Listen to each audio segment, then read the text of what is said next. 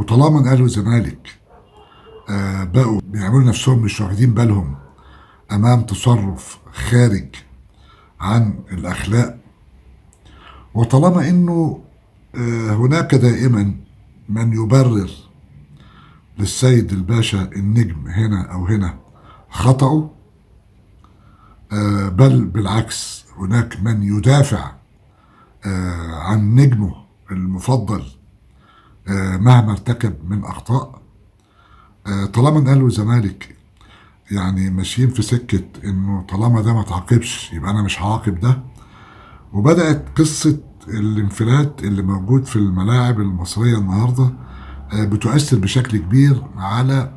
الشكل الحضاري لكره القدم. طالما ان الامر كذلك،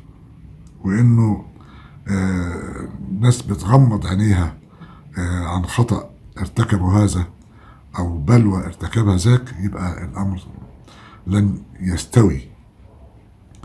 الأهلي والزمالك المفروض ما ينتظروش العقاب من أي جهة أخرى، لكن أن يخرج العقاب من الأهلي والزمالك أعتقد ده بيكبر وبيدي شكل أكتر تحضرا،